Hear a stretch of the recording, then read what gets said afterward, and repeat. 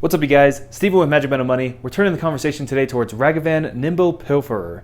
This card is absolutely bonkers, but the question is this card too strong for Modern and too good? Should it be banned? Now, when I talk about ban conversations, I don't necessarily like to focus on predicting whether or not a card will be banned or unbanned, because that's really impossible. Wizards is going to do their thing, and it's pretty hard to predict consistently. But rather, I want to talk about reasons for or against a card being legal in a particular format. I find those conversations to be really engaging and much more interesting. Is a card just overall power level too strong? What's the rate on the card? What are the play patterns? What are the incentives for deck building? That's what I want to turn the conversation towards today. Ragavan is simply a Jackal pup with no downside, right? So how good could it really be? And speaking of pups, if you're new to the channel, make sure you subscribe so you can join the wolf pack. Now, a Jackal pup with no downside is good, but that probably would never see Modern play, right? A 2-1 for 1 mana, no haste, no abilities, whatever. But when this thing connects, it makes a treasure token. And if that's all this card did, this card would see Modern play. I think it might have taken longer for us to realize it, for people to test it. It might not have had all the hype and as many people testing it and the hive mind come to such a great conclusion so quickly. But if this thing just simply attacked for 2, connected, and created a treasure token, I think that would likely see Modern play. But sometimes this card gets you a card draw, which is bonkers, right? So get you a treasure token, good. Get you an extra card off your opponent's library, insane. A 1-mana creature that can attack for 2 damage, get you mana, and get you card draw, even if that card draw doesn't happen all the time, that is busted. That is so good. But wait, that's not all. This bad boy has dash as well, and that is what really makes this conversation interesting. To accurately discuss why dash makes this card just absolutely next level crazy, can't believe they printed it type level of card, let's borrow an analogy of mana dorks. We know that Birds of Paradise, being a 1-mana mana dork, and that's it, that's all it does, simply taps for mana, is just simply not good enough and can't be played in Modern. While you have Deathrite Shaman on the other end of the spectrum, that is a 1-mana mana dork that does so much that it's been banned. And then right in the middle we have that sweet spot of Noble Hierarch and now Ignoble Hierarch that really just hits you right in the sweet spot where it's a great mana dork on turn 1 and also can be a relevant top deck in the late game, because that Exalted ability is really relevant. +1/+1 in creature combat is huge, and also it is immediate. You don't, as soon as you draw it and play it, you get an effect right away. That card is good, and it's not just insanely powerful in the late game. And that's what I'm concerned about potentially with Ragavan, is that this dash ability makes it not just a good top deck late game. Obviously it's one of the best turn 1 plays you can do in Modern. That's just a fact. Turn 1 Ragavan, especially on the play, insane. One of the best things you can be doing in Modern.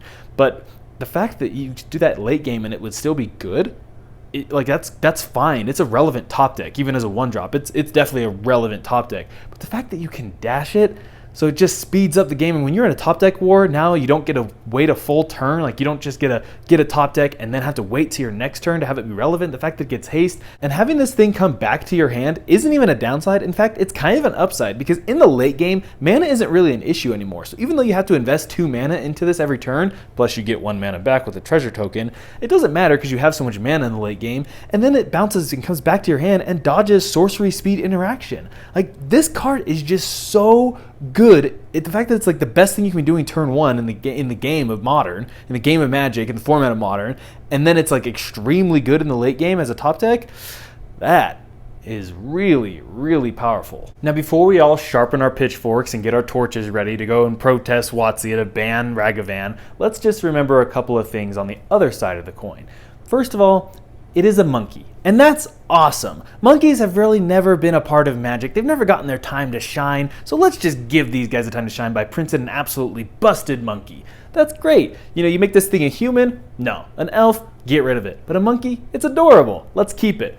Also, who didn't love a Boo? A Boo is a homie. Another argument against banning this card is the fact that it's in a brand new set that's newly printed, and B, it's a really expensive card, so that is a total bummer town experience for your consumers. Now, banning cards that are newly printed is nothing new in recent years. It is something they want to get away from, and not something just because you've done it before doesn't mean it's a good thing to do and you want to keep doing it. And also, banning expensive cards, we've seen them do that before, and it is a bummer town experience. Sorry, Mox Opal owners. One thing to point out about this card is that it is really, really crucial that it only has had 1 toughness. They might have tested it with 2 toughness. You know, when they're testing new cards, they go through lots of iterations, different mana costs, different toughness, different numbers all over the place, different abilities.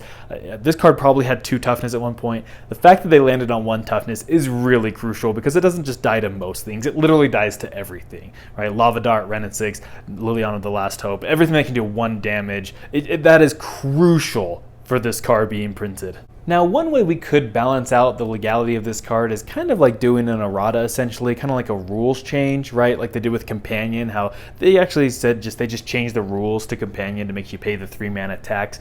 Kind of an idea like that. Little history lesson. For those of you who aren't aware, when Stoneforge Mystic was in Standard, it was actually banned in Standard, except if you played it in the War of Attrition event deck, and you had to play it in that event deck specifically. So there were 2 copies in that deck list, and if you played that deck list exactly with no changes, it was Standard legal.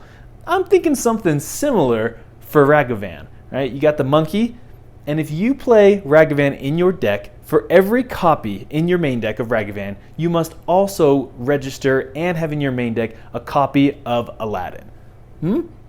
It's flavorful, it's fitting, and it would really balance out the decks that are running Ragavan because they now have to put 4 copies or 3 copies of Aladdin in their deck, and that card, not exactly broken. Okay, maybe that's not the best idea, but I'm sure we can come up with some middle ground that avoids banning it. But realistically, everything that I've said about this card is nothing that there's no way they didn't know this. Like the people who made Modern Horizons 2, they had to know, they play tested with Ragavan, and it doesn't take you very long to play with Ragavan. You only need to play a game or two to realize, oh no, this card's really good. You put this thing in your opening hand and you just test it out, see how good is this in the early game. It's great. We understand that. It's really good. And realistically, my guess, the only reason why this card would actually get banned, as much as I've said like the late game is what makes the card particularly dangerous in my opinion, but what I think will actually lead to this card getting banned is really something that only WotC can do because it requires massive amounts of data that no one just has access to. The question in my mind is realistically, if you play this thing turn 1 and it does not get answered immediately on that first turn, how many of those games do you just win?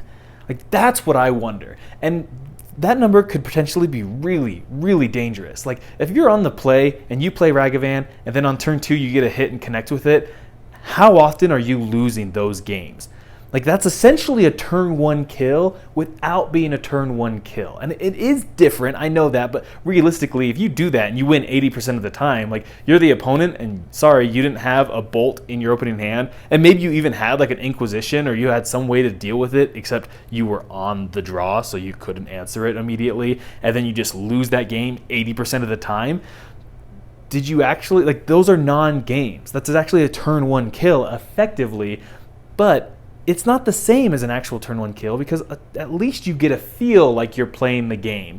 And maybe that's a cause to go against this line of thinking, but I personally think that that type of data is what really could get a card banned if it just leads to so many non-games. Like we're sitting here thinking like, oh no, they hit us with Ragavan, but we can come back from that. But what if you actually just can't? Like what if you really just never truly come back for it and you're just so far behind at that point that you just don't ever win, or you win such a small percentage of the time? Like sure, the game went to turn 5, 6, 7, or 8, but you still lost, and that happens over and over and over and over again.